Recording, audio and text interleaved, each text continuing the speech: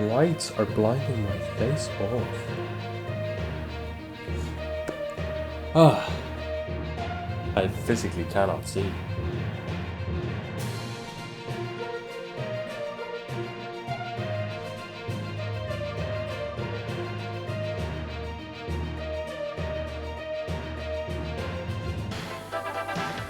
Take two, because the last half hour did not record.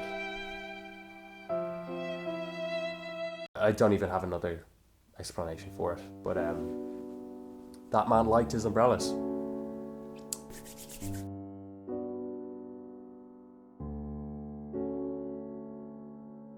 Érik Satie was a late 19th, early 20th century composer, paving the way for so many genres including minimalism. Most of his work is completely unstructured. Some of his work with a more pronounced form can be seen heavily influencing a lot of early jazz musicians in their compositions. Jazz. Strap in, say your prayers, and wonder why you clicked on this video. Oh, and be warned. It's quite a big object to be carrying around in a coat pocket. Let's get into this. While it's said that Satie actually founded his own religion, this is more of an exaggeration. In 1891, he became the composer in residence for Josephine Paladin, who had set up mystical order of the Rose and Cross of the Temple and the Grail. Now, that was a mouthful, and that took around 45 minutes to learn. No joke. The next year, they had a bit of a falling out, and he sort of resigned. However, in 1893, Érik Satie thought it was a great idea to open up his own religion or sect. And to this day, he is actually the only member, so, I mean, the door is open for any of you who would like to join that, but,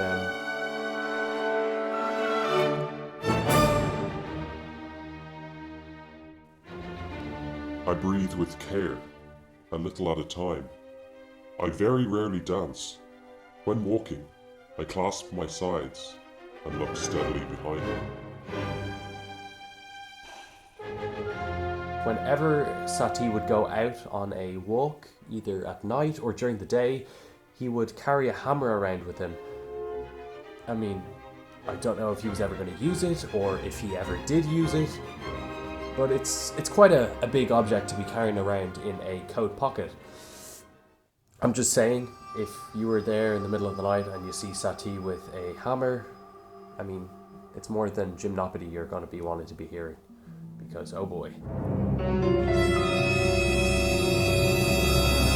He just stuck it in his jacket pocket and zoop, it's in there, and if you come near me, You'll probably have me to death. So, stay away from Érik Satie.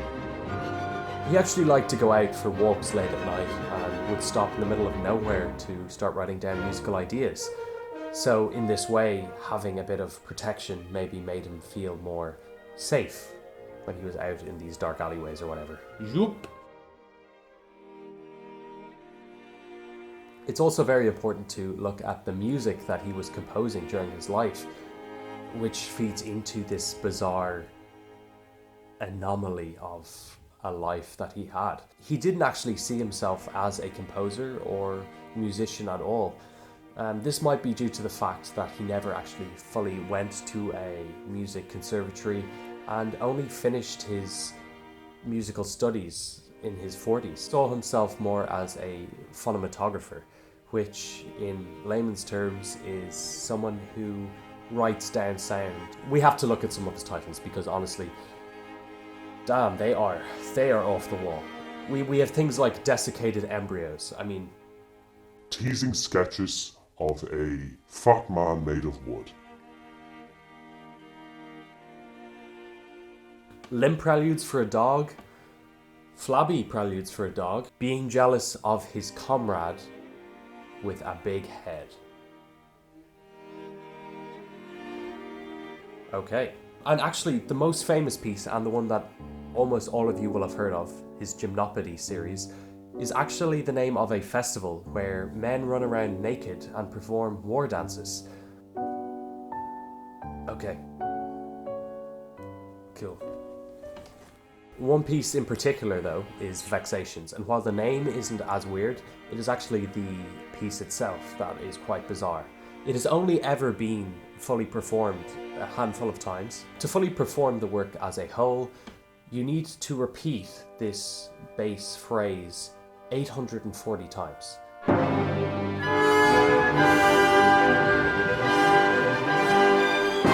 Yeah, so to fully perform the work, it can take 14 to 20 hours even. Okay, just why? Just why? Now his diet really gets to me, and honestly I have no idea what this is on about. He only ever ate white food, and this is documented in his memoirs. There's no helping him, honestly. I can't even vouch for that right now. His palate consisted of eggs, sugar, shredded bones, pastry, cheese, in white varieties, and some different fish as well. That is tasty. Now the man had 12 identical velvet suits. All grey, all the exact same. That's what identical means.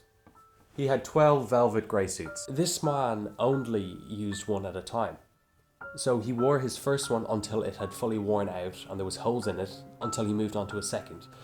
And while he started with 12, he died having 6 left in his closet.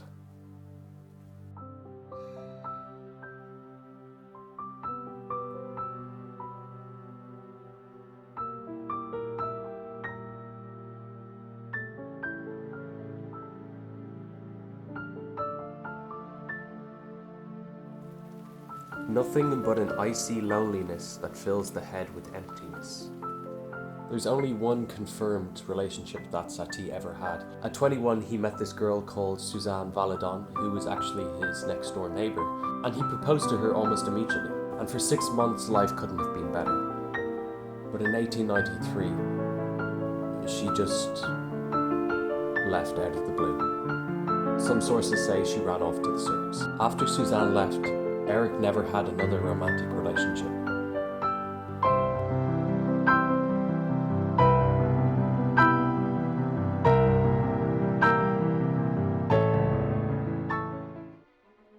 Even though it might sound quite disturbing, he only was in prison for 8 days, and this was not for any serious offence. Collaborating with Pablo Picasso and Jean Cocteau, he created the music for a ballet sort of music fusion with art spectacle, which the public deemed as a cultural anarchy.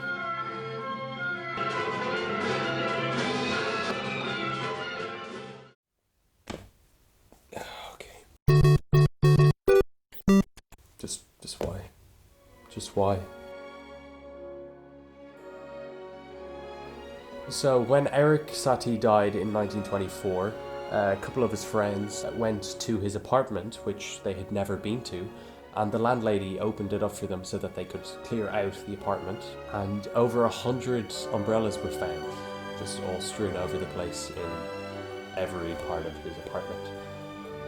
I don't even have an explanation to that one. There's no helping him, honestly.